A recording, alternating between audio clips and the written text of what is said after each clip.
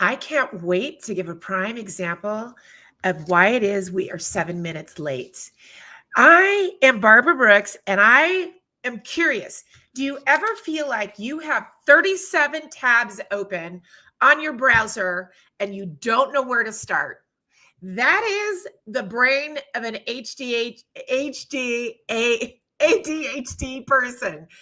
I am telling you, that is the average Tuesday. It's just the thought of where do I start? Maybe all 37 of those tabs are even just trying to load, and that is your brain. That is your brain on ADHD. If you remember the "That is your brain" commercial back in the day with eggs frying in a frying pan, that's your brain on drugs. That is your brain on ADHD. And for women with ADHD, especially after 40, again, that is just your average morning. But what if that chaos is more than just a distraction? What if it's part of what makes you brilliant? What if it's that thing that makes you unique and beautifully unique? Today, I'm talking to a coach who helps women because she was diagnosed with ADHD in 1997. So she was lucky enough, unlike a lot of us women over 40, to get her diagnosis of ADHD a little bit earlier in life than us. Now, she almost got kicked out of college because of it and didn't know that's what was happening inside of her brain, what was stopping her from the learning and getting things done at Colorado State University. Go CSU. So today we're talking with Sarah Blake. That is the reason why we started our podcast late. Well, actually, I'm going to explain why we started the podcast a little bit late, because it was my ADHD brain that had a few mishaps in getting us started. So we're going to talk about it all. We're not shying away from it. I am excited to talk about it. And perhaps you'll learn if you have an ADHD brain today. I'm Barbara Brooks, your pro-age Gen X guide and founder of the amazing community and social impact company, Second Act Women, where we are championing women over 40, 50, and 60 plus, because we are badasses. We are dynamic in our own right.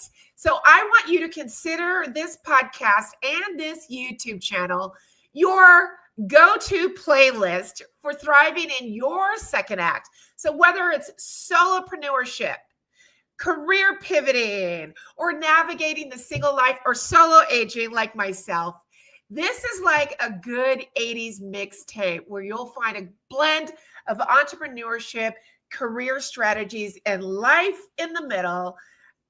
All that as we reframe aging, because aging is living. So here's what I feel like, and I wonder if this resonates with you. I spent my whole life practically feeling like a failure at times, battling this, I wouldn't even say anxiety. I don't live with anxiety, but I live with depression. I live with other things, and not knowing where to start at times, having so many projects, like juggling so many things in the air that at times I was unable to get things done in the way that I knew that I needed to get them done, or in the way that my managers knew that I needed to get them done. Now, I didn't know. I just felt like a failure at times. I personally didn't know that I was living with ADHD. And although my friends and I would laugh about it and kiki about it, I didn't get my diagnosis until later in life myself, actually 56, so only 2 years ago. It was so relieving to know why my brain is the way it is. And I now am in love with my brain. I understand now why it is I lose things, why I forget things, why I'm trying to juggle so many projects at once and not being as organized as I thought I can be, or at least how I project the organization. and just all the things, the moodiness. I literally at the beginning of this had to tell Sarah because we took a moment of trying to get I thought that I sent her the calendar link. Well, I set it up, but I didn't invite her to the StreamYard to actually join the live, and I didn't know. And blah blah blah blah blah. And I could have swore I sent it. Well, no, that was me thinking that I had, trying to do so many things that I thought that I had sent her. And so then what happens? I had a quick mood. I literally had to tell Sarah before we start, I need a moment. Now, in the past, I wouldn't. I would show my moodiness to people that know me very well. They would experience my quick mood change, my triggers. So because Sarah lives with this, she understands. So I said, you know what? I need a minute. I got to take a moment. And then we're ready to go. So I am here with Sarah Blake, with Sarah Blake Consulting, who became an accidental entrepreneur. She is an award-winning emotional intelligence coach and ADHD coach. Which I am so happy she's let me just start that sentence again. I am so happy that Sarah is leaning into her ADHD coaching once more because she is very good at it. And I can't wait. If you ever wondered if you have ADHD, or if you're curious because you have a spouse or a friend or a family member who might just be experiencing or showing the signs of ADHD, it's a beautiful thing. And so I'm hoping you're listening and you will have them listen to what Sarah and I have to talk about, because she brings a unique blend of personal and professional expertise to her practice. And so here we go. As I said, Sarah, you were diagnosed in 1997. Let's talk about your diagnosis and how it came to be. I actually did. Well, first off, good morning. Good to see you.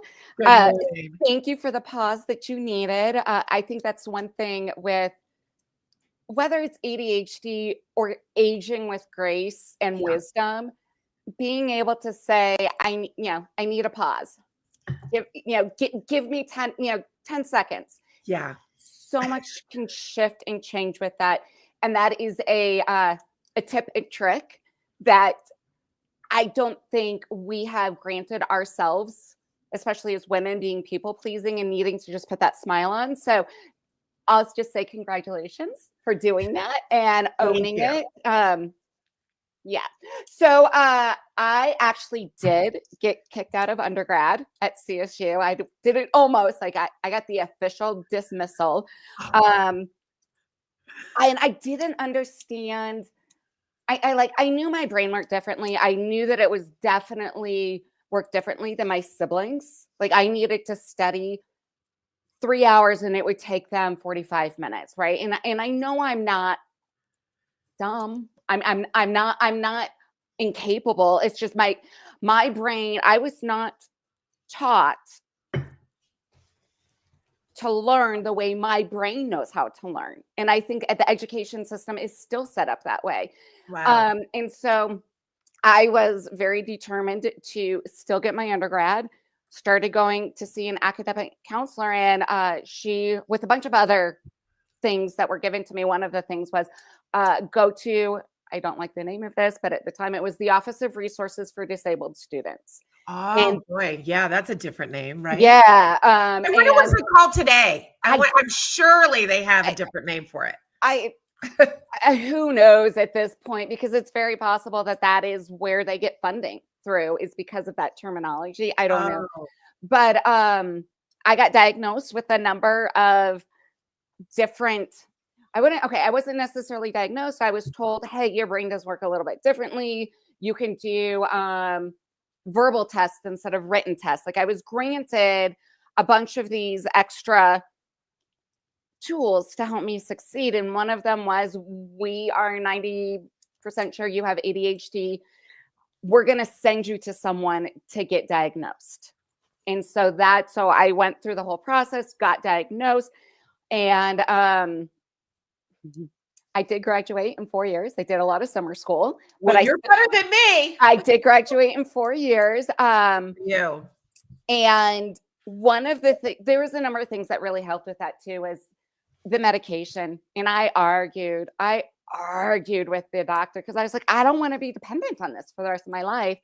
And one of the things he told me that really resonates, and I still share this with people, is all of your, whether you think about students or colleagues, they are climbing that same mountain you're climbing. You just happen to have a 50-pound pack on your back. Wow. And it's going to take you, you can still get to that top. You still graduated, right? Like you can still get there, but you have that extra weight that, in for those of us with ADHD, it's an invisible weight, right? And people don't see that pack and that we're climbing. And he's like, listen, it's not going to get rid of all 50 pounds, but what if it helps with 20 pounds? What if we give you workshops on how to be a better test taker? What if we help you with your reading, and that, oh, you have a reading disorder with the way the frequency of light hits the white pages with black text. So let's give you these other things that can help you. Maybe that takes another 10 pounds off. And so I did take the meds. I did do everything that they recommended. I didn't take advantage of everything that was given to me, because there's something so empowering when you know that I can go to a professor and say, hey, this is who I am. And I have the rights. I've been granted the ability to take verbal tests instead of written tests. A lot of the professors were not happy about that because that was extra work for them. And I did tell them, I'm going to try and do it with everybody else, the normal test taking. However, if I fail or if I don't do well, I am going to ask to do the verbal. And I never had to. Like, just being able to identify myself and vocalize my needs and what the extra help I was given empowered me in a way that I didn't realize that I needed that empowerment. I find it fascinating that colleges, even in the 90s, had those kinds of tools and resources. And what's interesting is when I look back to my college experience at CSU, first at UNC, and then CSU, and even just high school, junior high, elementary, all of that. Because I wish so badly that you said somebody, your advisor gave you that information. Maybe we just don't use our advisors like we should. The only reason I used the advisor was because I didn't miss a semester, and I had to apply for CSU so I got kicked out. I applied to be what was called a guest student. And it was like granting undergraduate extended something term. So I was granted a one-off semester. And then if I got decent grades, then I had to completely reapply to the university. But during that guest semester, they were like, hey, if this is why you got dismissed, we want you to go talk to this academic counselor. I never talked to them beforehand. I wouldn't have talked to them. And I wouldn't have known what resources were available if this didn't happen the way it did. I hope that colleges today, I'm hoping that they are much better in promoting to students who are failing out, because that's what happened to me. Not a lot of people know that. Is outside of my sorority sisters that were my roommates, is I was actually failing out of UNC, and I was a marketing major because, for one thing, I didn't party till I got to college. So there's that. But and just drinking. I was not into anything else. That was my thing. Social drinking. Anyway, and so I was failing out of UNC. I mean, I had like a 2.0 or something ridiculous, or maybe even a 1.8. And I see you. I can relate. Right. And so then, what I did is, first I was thinking about going to the Fashion Institute in LA, because I'd always wanted to be a buyer. And then I thought, you know what? CSU has a buying program, a merchandising program. So maybe transferring to CSU, if I can, with, not so great grades. I ended up transferring, but I had to go to summer school at CSU. Because what's great is back then, I don't know if it's like that now, you could start all over inside of Colorado colleges. So my GPA could start all over again. Oh, that's nice. Now, obviously, I did much better at CSU because I graduated and I transferred and I made it through summer school. I had above a 3.0 and did the whole thing, but I was focused and wasn't doing my fun sorority life. Although I did help launch Sigma Kappa again at CSU because they were kicked off campus in the 70s, but I digress. Welcome to ADHD Conversations. That's right. That's what happens, which we're going to talk about that. Those squirrel. But I did do better. But I think but there were times all throughout my educational experience, which I wonder how many people that are listening that have ADHD, if they thought they were dumb, but never expressed that to people, but, or told, or always got zeros for talking because, that was my jam, always talking. I could not keep my mouth shut.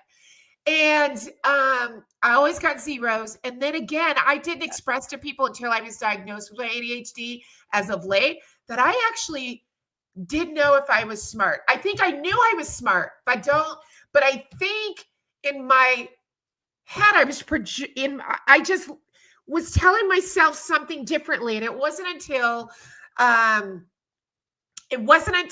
my former business partner, Lupe, told me about 4 years ago, with this being our third company, Second Act Women, that she would tell me how smart I was.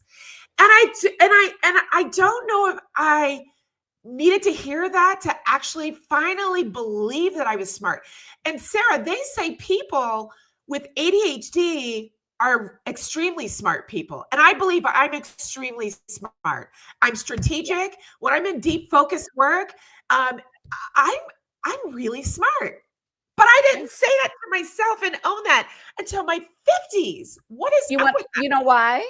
Because we are brought up in a society that tells us this box, if you fit into it and you can do these academic checking the box, that's smart. That for such a long time. And I think it's changing.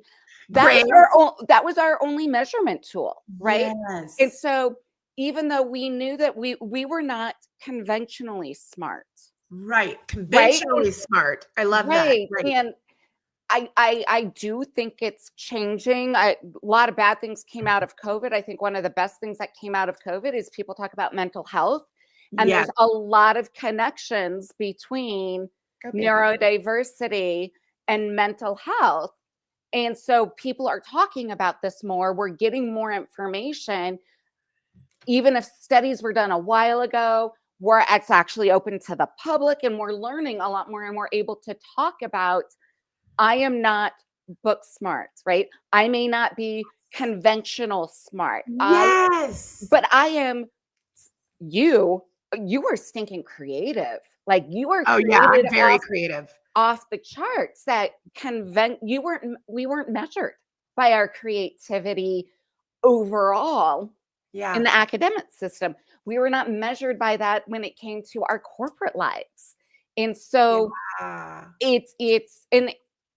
fortunately, so it shows up differently.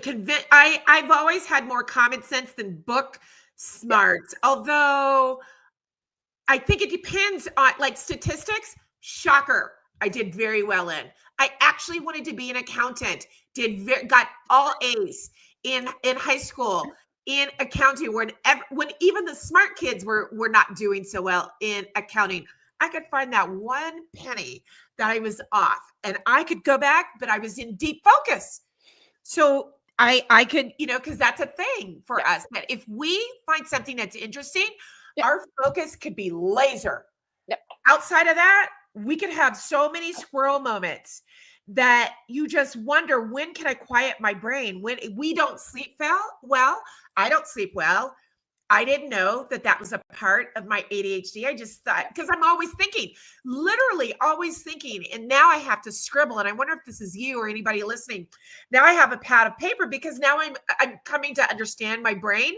because of this beautiful diagnosis of my beautiful brain, that now I just know that I have to have a pen and paper, because there are times our memory, we can have good memory, but there are times where somebody can tell us something and we will forget it instantly.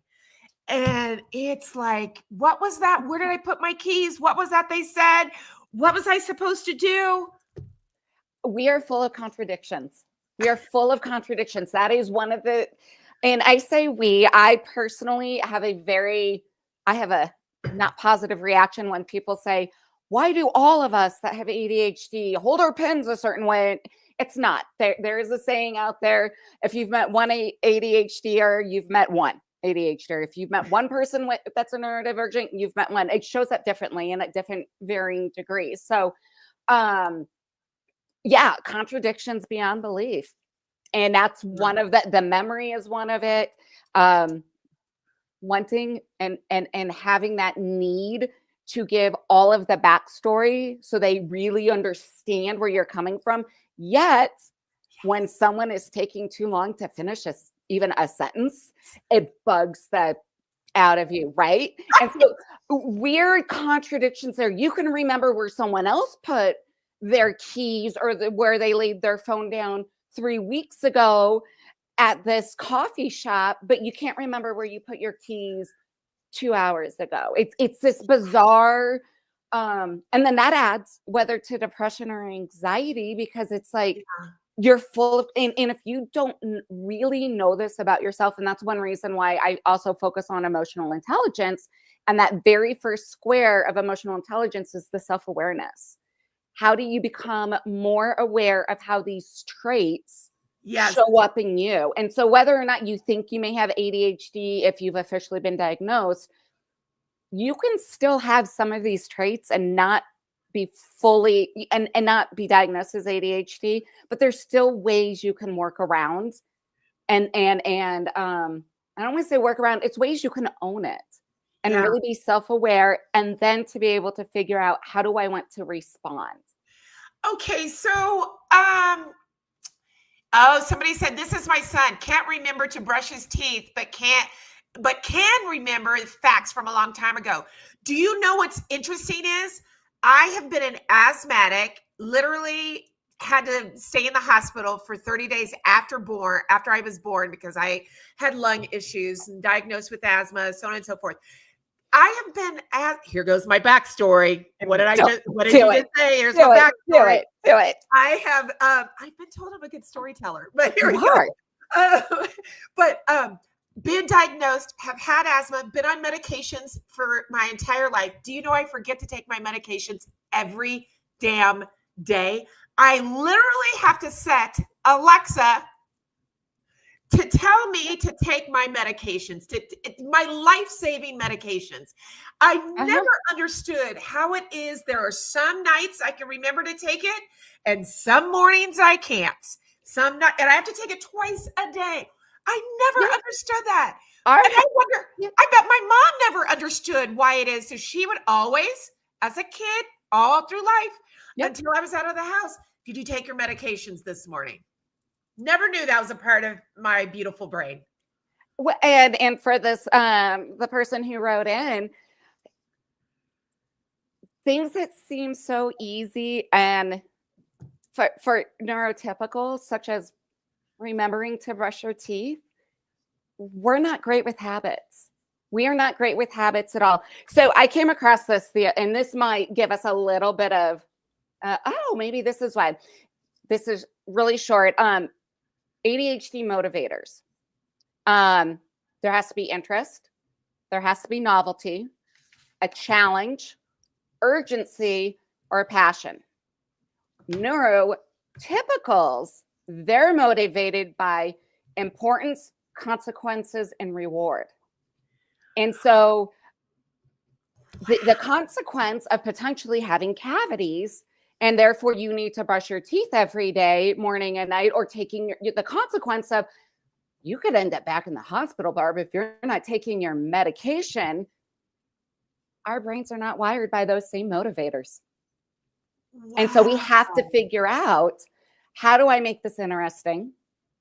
How do I make it, whatever those might be, and or use Alexa, use other tips and tools. I have to do the very basic of, it's Wednesday, I'm going to wash my hair, and putting that on my list of things to do so I can cross it off the list. You would think that, oh, your hair's dirty, it looks like you should wash. Why put that on the list? If I don't have it like written down in front of me to do, and something that I have to write that morning, like it can't just be crossed off. Okay, erase, crossed off. Like I have to have it be, because that's new. It's novelty to me. At the very simplest, it's for me, it's the very simplest of the novelty of, oh, this is something I have to do. Brushing my teeth every morning and night, not always the best about. Once a day, I do it at least once a day. But right. I never remember at night. And let me ask you, let me say, that is interesting that you just talked about the motivators, because backstory. I just met with a woman yesterday. We are going to be accountability partners for building our speaking careers. Yesterday, she asked me what motivates me. And interesting enough, what motivates her is what you said, neurotypicals. What motivates me is if I'm passionate, if I'm in it, and numbers for me, like hitting a number, or the challenge, and not a reward. I don't need a reward. For her, it's reward. For me, it's the challenge. It's the gamification of it. It's making it fun and creative. This is so amazing.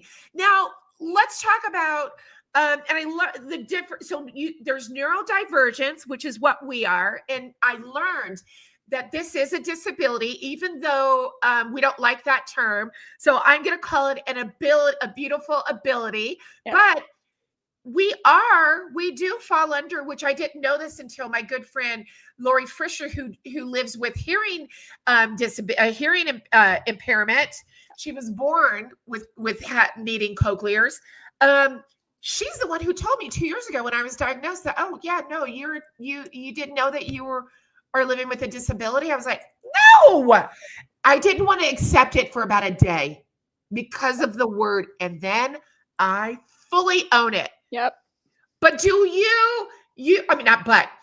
so do you share your disability with others, with clients? Well, at this point, being an ADHD coach and some of my background, right? A little bit of my background is, hey, I'm bringing this, my personal background into this.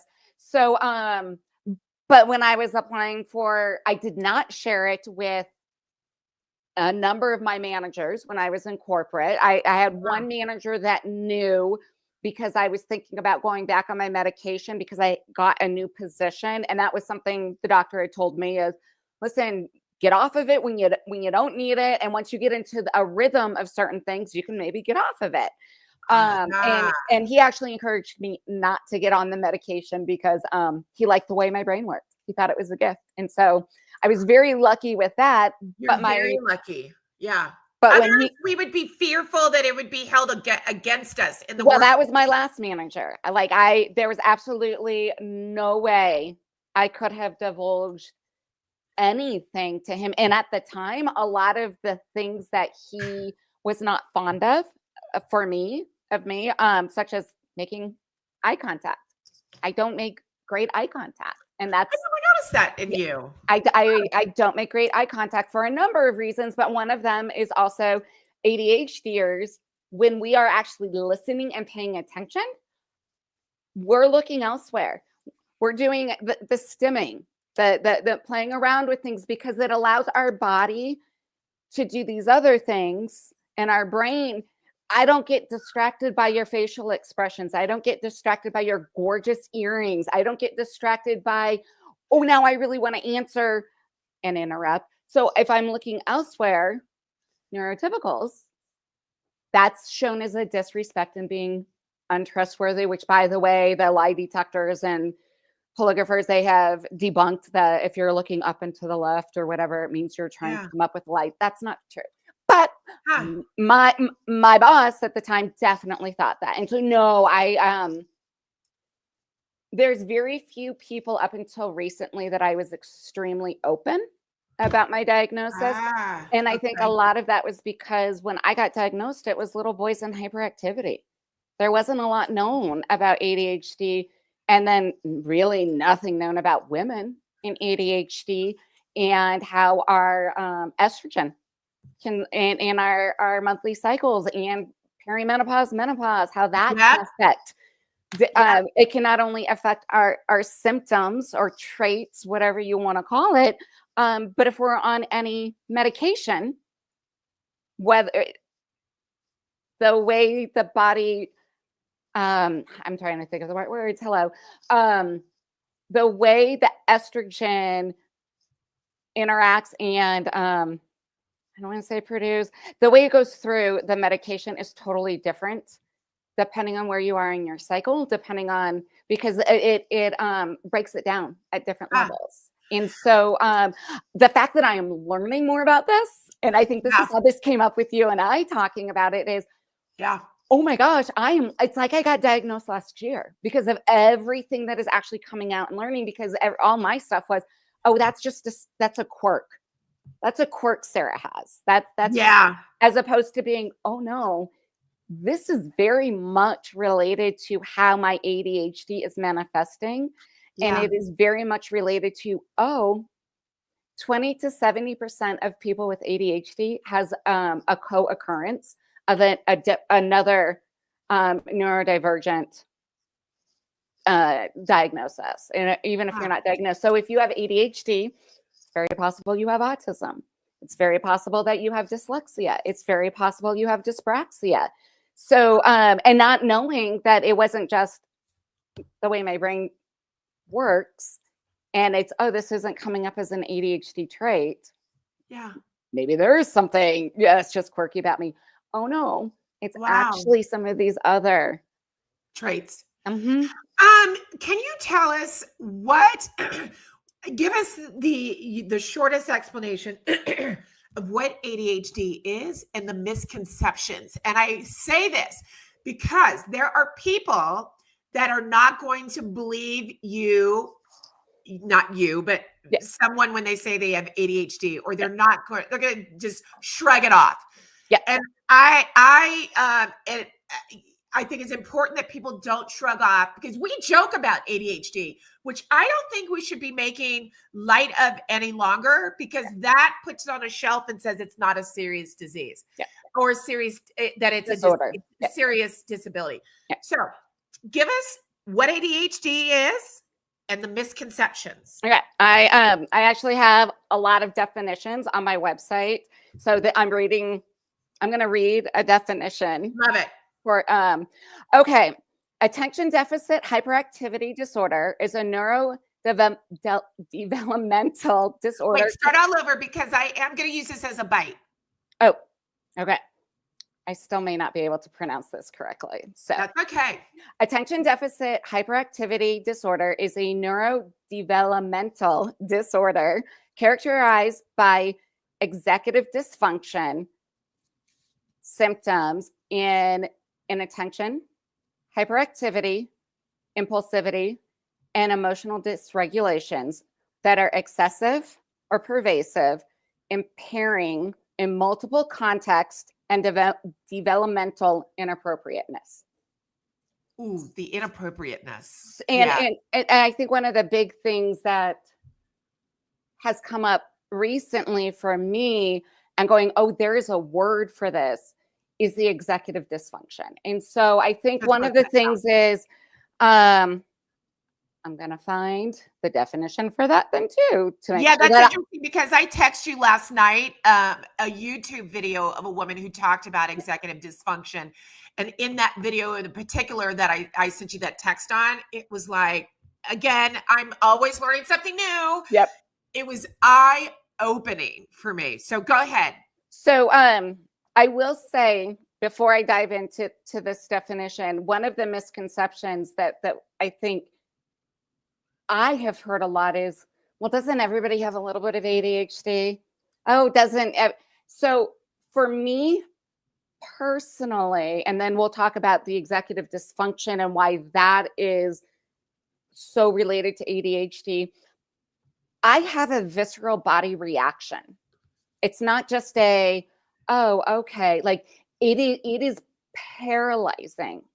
When I go into executive dysfunction and I know I have to get things done and I'm anxious about everything that needs to get done, yet I cannot physically move.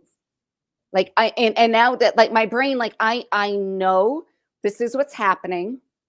I know that this is part of my ADHD. That's like this little part of my brain that knows it. The bigger part of my brain, I can't move. I cannot make myself get up and do something. So executive dysfunction is a behavioral symptom that disrupts a person's ability to manage their own thoughts, emotions, and actions. It's most common with certain mental health conditions, especially addictions, behavioral disorders, brain development disorders, and mood disorders. I'm going to read you executive function because this is where it comes in, I think, more importantly for our neurotypical people to understand this is why your day and your life can go so well because you have this executive function and how it contributes. Executive function is a set of mental skills. It includes working memory, flexible thinking, and self-control. We use these skills every day to learn, work, and manage daily life. Some people describe executive function as the management system of the brain. That's because the skills involved lets us set goals, plan, and get things done. When people struggle with executive function, it impacts them in all areas of their life. Wow. Yeah. I am just Yeah. thinking. So let me ask you, so when we are in that planning mode, that goal setting mode, are we then showing demonstrating in our ADHD brains that we could still have executive function? Yes, but also understand when we are in that planning stage, again, back to some of that motivators with Yeah. ADHD, we're great with planning. We are great with I'm great at creativity. it. Are we great with execution? No. No. You want to know why? Part of that is we get such a dopamine hit when we are in that planning stage. When we are coming up with these ideas and we're being creative, it is such a dopamine hit. But when it comes down to actually executing and getting it done, it's kind of like, oh, yeah, no, that's not novel anymore. This isn't like this is now a this, and this thing. And no, yeah, I want that dopamine hit again. I want to go back to, and so you come up with other ideas. Oh my gosh, that's exactly it. So here's a question. Yes. When this happens, how can an ADHD human get things done? There are How can we execute? you work with a therapist to first off know if you're diagnosed. Don't go through the full self-diagnosis. There are websites where you can do these little quizzes and it could be, oh yeah, maybe get diagnosed. And if for whatever reason getting diagnosed is not something that is easy for you to do, still you can still utilize the material that's out there that helps ADHDers. So like one of the things is which you're actually doing with this other speaker is the body doubling. Yes. Right? Body doubling, which again, all these definitions are on my website. Basically, you have someone else that is not so much holding you accountable, but they are holding that space for you. So sometimes it's you're working, she's working at the same time, and then you come back together. Sometimes it's my house is a mess. I just need someone to come sit in my living room as I am cleaning up because there's another body that is there and you are able to then do that activity. Even your brain knows, hey, I need this cleaned up. Yeah. Yet you cannot, because of your executive dysfunction, you cannot do it. So having another person there, having that body doubling person there, to figure out what motivates you out of that motivating list, right? And how do you keep it novel for yourself? How do you make it fun? How do you make it a challenge? I'd say also work with a coach, because again, if you've met one person with ADHD, you've met one person with ADHD. So what works for some people, such as body doubling, I know works good for you, may not actually work great for the next person, because they might be an ADHDer, which is ADHD and autism, and having that autism characteristics in there, the body doubling would be more of a hindrance for them. And so that's why it's really good to work with someone like, again, a coach, maybe even talk with somebody else who has ADHD and trying to figure out, what works for them, what doesn't work for them. So you can say, this is what is good for me, but I'm going to tweak it even more, because I know that, this little thing you gave me isn't going to take me over that finish line. I need something else. Okay. So, and there are body doubling platforms out there. Yes. I want to go back to something before we close. There was something that you and I spoke about that was my Oprah aha moment. And there were two things we talked about last year when it comes to ADHDers. There is the cutting off of people. Why do we do it? That's that executive dysfunction. Or no. What is that? That is also there is a different reason why we do that. Yeah. So I want to talk about that. And I want you to talk about masking. Okay. So let's first talk about, why in the heck do our brains just pop off? We're listening. And then all of a sudden we're like, and we'll cut that person off, whether it's about what they're saying or we're having a complete different thought and having that squirrel moment. Why do we do it? That is how we connect. We connect. We are not trying to one up. We're not trying to finish your story. We're not trying to take the attention away from you by interjecting our experience. We connect by sharing the shared experience. And so it's very, very off-putting for neurotypicals. It is very off-putting for a lot of times. The contradiction, right? Like, I want to connect with you, so I'm going to interrupt, but don't you interrupt me, right? But it is very much a way of how we connect, and we do also that the little pebbling that penguins do when they bring the person they care about, the penguin that is their mate, they bring them pebbles, right? And they keep giving them pebbles.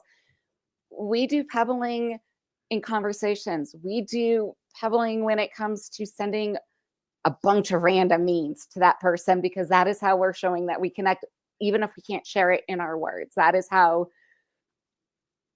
a number of us connect. And and this is something we did talk about before that I know resonated with you, because it's, again, your aha moment, the RSD, the rejection sensitivity dysphoria. And so when you're having these conversations, you get excited because you really want to connect with this person, and you're like, hey, I understand. And then they shut you down. Yeah. And then you feel totally rejected after you just were like, this is my way of connecting. And then what is perceived as rejection hits that much worse. Yeah. And then you go home and you think about it again and again, and you ruminate. You replay the scenario, you ruminate, yes. And now you think this person doesn't like you. Yes. And they probably talked to 3 of your co-friends. Now they're all going to hate you. And maybe they talked to somebody else about it that you don't even know, but now this person's going to hate you too. And so we are complex, beautiful beings in our diagnoses, in our traits, and how we show up. And it's not as if, and also going back to, and then we'll talk about masking. It's also not that we're not trying to one up someone when we're cutting them off. That is, again, going back to us just trying to be a part of the story and connect with you in a way. It's not at all as if we're trying to one up. Now, Sarah, the other aha moment was a term that you talked about that I didn't know about, because there are times when we just get home after this happened to you on Friday when we were all together. When we get home after being with people, we get home and we are just ready to just unplug and not be with anybody and just why is that? Well, What? Yeah. well, there's a number of reasons, but I think what you're getting at, and luckily enough for me on Friday, I didn't feel like I had to mask around you all, but I was masking quite a bit with the holidays and other people, and not realizing how much I mask until I'm around people that I don't mask around. So, I will. So what is masking? I'm gonna try and find you the. I don't want to say necessarily official, but what I have found to be a pretty good definition for masking. I feel like when you told me what masking was in our conversation, I looked back in my 58 years and I realized that I did not want people to know who Barbara Brooks was because I have been masking. Masking, ready? Is when a person with ADHD acts in a socially acceptable way to fit in and form better connections with those around them. This usually involves camouflaging their symptoms by controlling their impulses, rehearsing responses, and copying the behaviors of those who don't have ADHD. And let me tell you, if you have ever had to behave in not your norm, how exhausting that can be. And now I want you to imagine that is almost 24/7 for people with not even just ADHDers, right? With neurodivergent people. If masking is involved, how exhausting it can be, how it can wreak havoc on your immune system, how it can, you never form those real connections because they never get to see who you are. And personally for me, and I don't know about if this is for you, Barbara, but once you get diagnosed and or you start learning these terminologies, it's like, who am I really? Is this me or is this my masking? Like, because I've been masking for so long to fit in. Yeah. Who am I really? Ooh. And that can be a little, ooh, yeah. Okay. And you may never fully have the right, like that's probably therapy and all this other stuff, but it is just something to think about of, am I masking? Am I not masking? How do I know? How don't I know? And where do I feel safe? Who do I feel safe around? And how am I behaving around them versus people that I behave differently? And maybe that's because I don't feel safe to fully show who I am.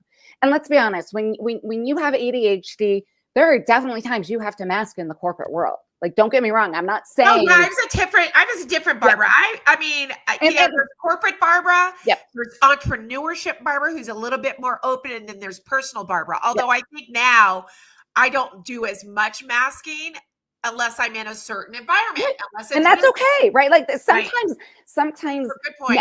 That is okay for the purpose of, you're on a stage and you're giving a talk, right? And your brain does go a little something, or you notice this really great purse that someone has in the audience and you want to ask them about it, right? Like, you do sometimes need to fully pull back and be that persona. Yeah. But you're that persona because of a different reason than you are hiding all of your symptoms. You're being that persona because it's your business persona. It's who you, right? And so it's not black and white masking. It's not, right? Like there's all these nuances of, and that's like with ADHD. Is this really ADHD, or are these tendencies that show up with people that have ADHD, yet it's not to the extreme, right? And so it's this weird blending of back to that first square of emotional intelligence, that self-awareness. And then you can move on to all those other squares of being around other people, the social recognition, the self-management. Wow. Okay. Such good conversations. I just posted inside, I commented on 3 resources that you have. And so it's researching an ADHD community. It's finding, or I'm sorry, ADHD, it's research ADHD from many different sources. Mhm. It's finding community, and it's working with a coach like you. Where can they find you, Sarah? At sarahblakeconsulting.com, and LinkedIn is Sarah Blake. I so appreciate you. I met you now. It's got to be over 4 years. I am so excited to have found you and have you part of my life. You're going to actually be on stage speaking at our Biz Life Con conference in April, which was a goal of yours. It was a goal last year, but this year, a year late, not a big deal, right? Right. That happens. Right. So I look forward to having you there in April, but I'm excited to have you part of our community and my life. And I just want to tell everyone to, if you have someone, or if you are curious about if you are a neurodivergent, join and a part of our community, as we said, as you would say, really research and find someone to do the work to find out if you are, or someone that you know. Right, Sarah? Yes. Thank you Yes. so much. This has been like, we were texting earlier and I was like, you and I could talk about this topic for hours and hours and hours. There's so many offshoots that we can go down. So definitely reach out to Barbara when it comes to aging, pro aging, and all of the nuances that can go with that, plus the late diagnosis ADHD, and reach out to me if you have any questions when it comes to ADHD. And yes, if you are in the Denver area or want to fly on in, come see us in April at Biz Life Con. Sure. It's going to be great, our 8th annual. So I want to say thanks for watching. And if you found this information and tips and resources and all of that, hit the like button, share this with a friend who needs to hear it, and subscribe for more content on aging out loud and all things that comes with being a beautiful woman over 40, 50, 60 plus. I will see you the next time. And I want you to remember that you're not aging. You're evolving boldly, unapologetically, and on your terms, not anyone else's or what society wants to say aging looks like. You are aging out loud, and that is powerful. So we will see you next week, and have a great rest of the day. It's snowing here in Colorado, which I'm enjoying. And we will talk to you the next time.